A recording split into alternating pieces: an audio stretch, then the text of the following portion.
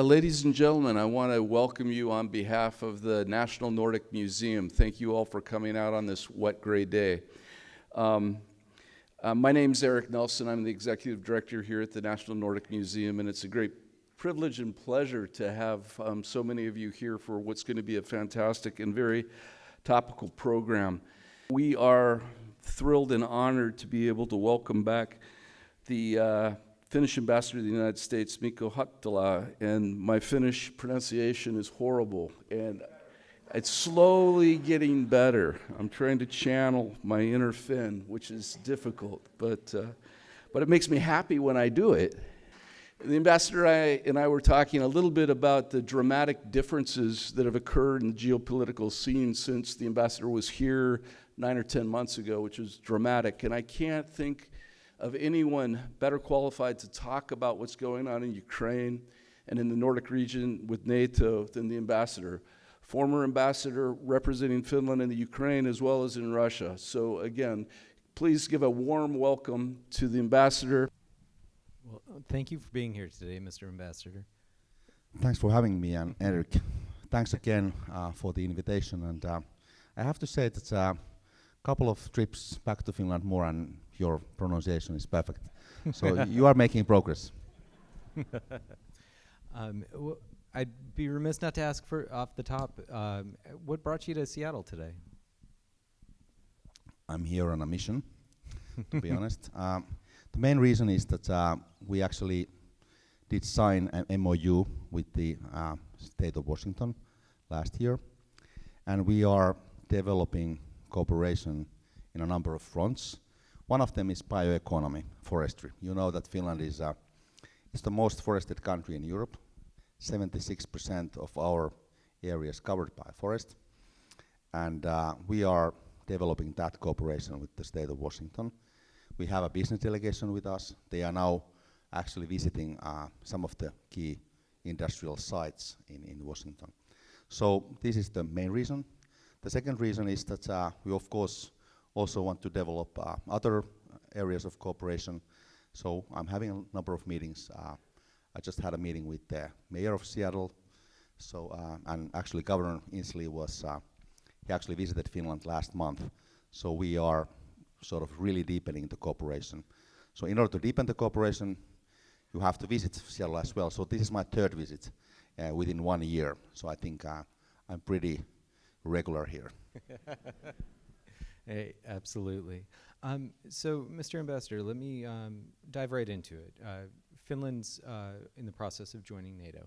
Why now? I mean, for the Cold War, Finland was opted not to try to join NATO. What about the geopolitical situation is making it make sense now?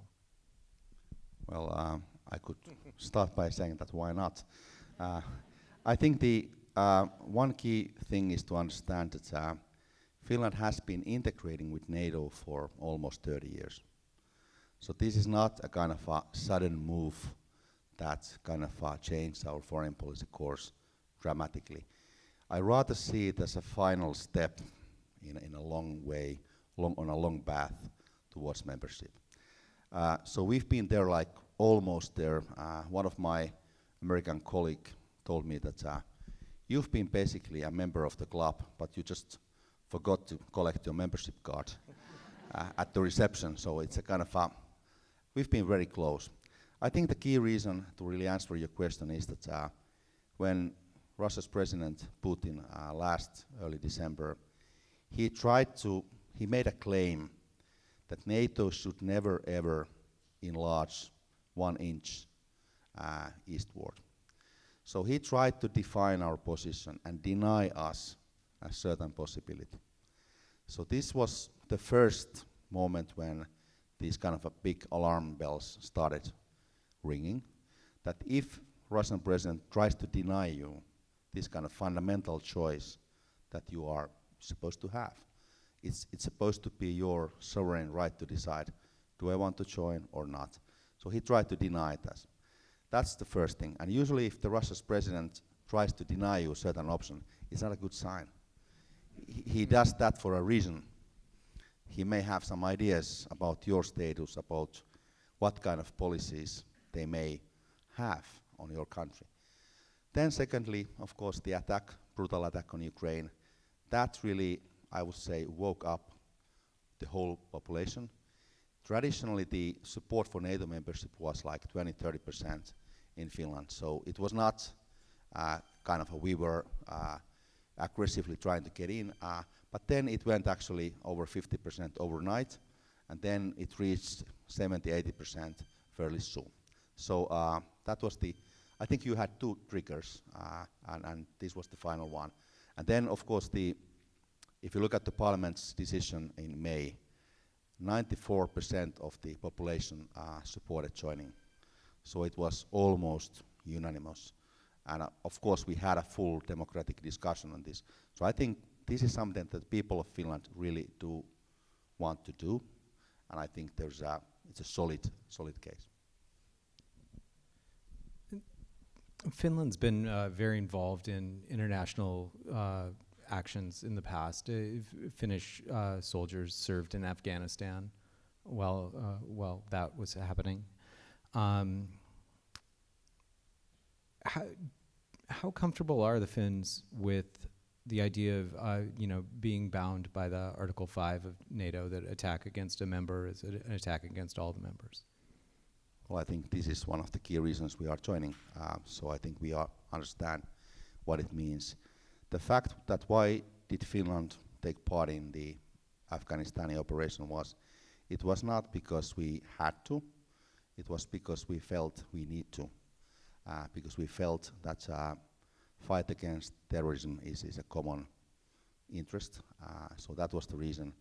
I think we do fully realize that being a part of the alliance, there's a collective security, so attack on one is an attack on everybody. Mm-hmm. And I think we are fully aware of that. And this is definitely going to increase the deterrence that we have. But at the same time, I would like to add that Finland is joining NATO being, I don't think I'm exaggerating if I say that it's one of the strongest countries militarily in Europe. It's not the biggest, no doubt, but it's really strong in terms of military. So we are not joining NATO in the sense that we would be kind of desperately seeking some additional protection. I think we are a net contributor to NATO. We bring more strength, and I think that's also there's a benefit for all the allied countries. Absolutely. To continue the discussion about Ukraine, you've got a deep background in both Ukraine and Russia. You served as an ambassador to Moscow, and I believe you served earlier in your career in Kiev, I should say. What is the outcome for the world if Russia succeeds in its attack on Ukraine? I think my sort of thinking about this conflict is that the war in Ukraine is not only about Ukraine. It's actually about the global order. We are dealing with an attempt to rewrite the rules, to be able to break the international law, break all the rules that all the nations basically agreed in 1945 after the Second World War. So I think if we are unsuccessful in protecting Ukraine, I think it will lead to a situation when we have lost at least the first major battle against diluting and destroying the rules.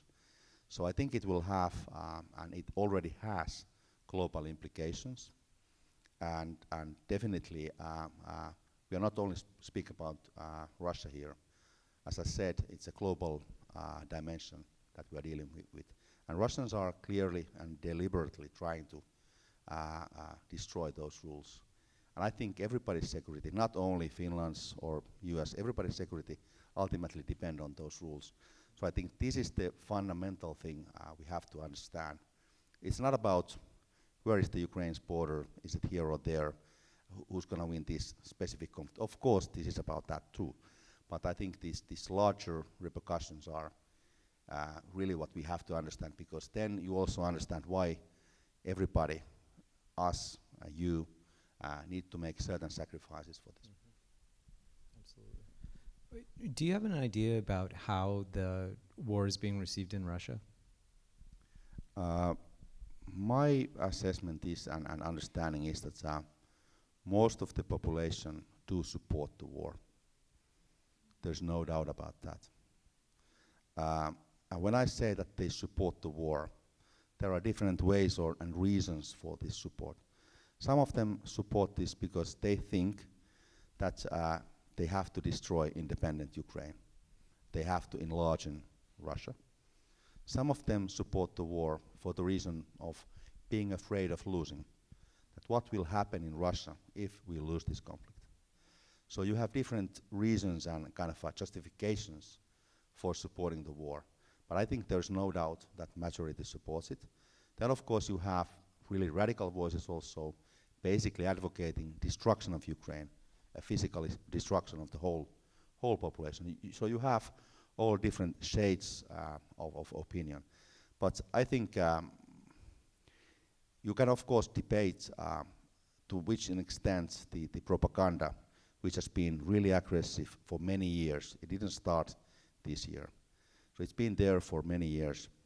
I think it has played a role, but obviously I think there is something in the also Russian way of thinking which makes them receptive to this kind of theory. I think, to be honest, if our president would say tomorrow that we need to conquer part of Sweden or Norway because we just need to do it, I think the presidency wouldn't last for a very long time. So there are limits what the people and populations do accept, what is reasonable, what is acceptable behavior. But those, I mean, Russians measure things differently.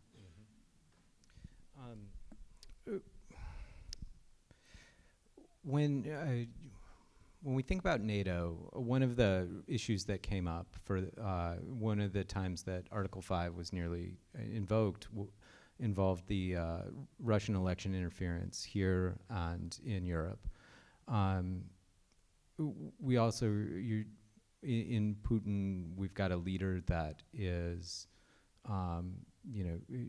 has an authoritarian bent, an ethno-nationalist message that has resonated in some circles in this country, and I would imagine in Europe.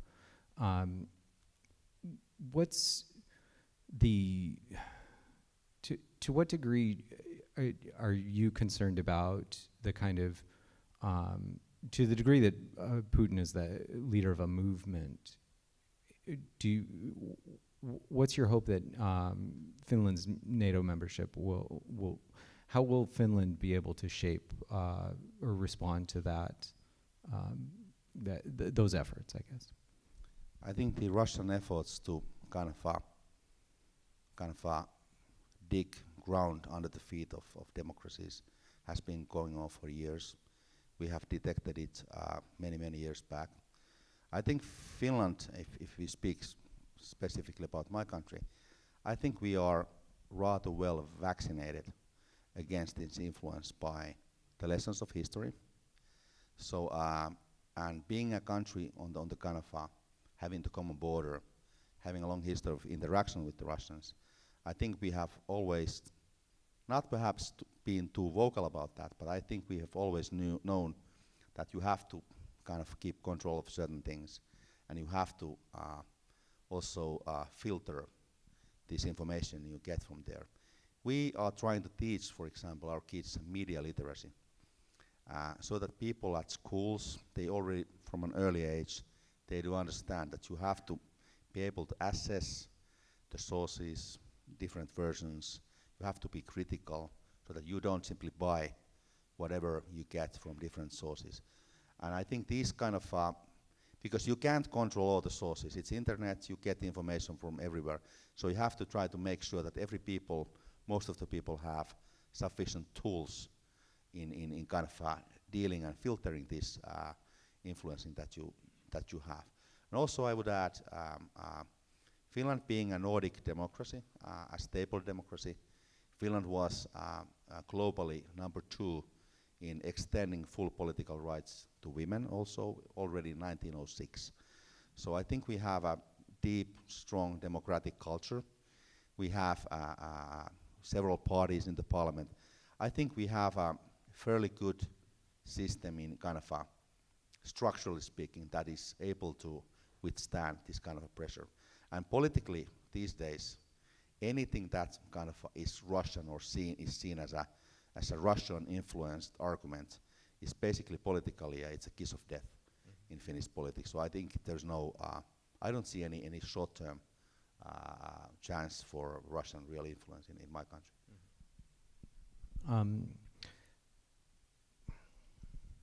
As somebody who's spent time in Russia, what's your hope for their country? In the short term and the long term, what do you hope comes to them? I have to say that my hope is really thin. I never can say that there's no hope, because there's always hope as long as there is life. But I think the difficulty here is that for many reasons, and we can analyze the reasons, like I said, majority of the Russians have decided that this is good for them. This is something they want. And it's very hard to explain that mindset among us, because we think so differently. But the difficulty is that how can you, it's not only about Putin, definitely, there are many like him. So it's really hard to see how can you kind of re-educate a full nation, a great power. How can you make those people realize that this is not the way to conduct policies in our time, that you have to seize this kind of aggression and imperial wars. There's got to be a way to do that, I hope, because otherwise, if there's no way to do that, then it means that we are looking at the future of years and even decades long battle, kind of constant conflict. Fundamentally, if you put it in the terms of practical politics, I think it sounds rather simple, but the only way I see for the moment is that we simply need to give Ukraine all the tools it needs to defend itself.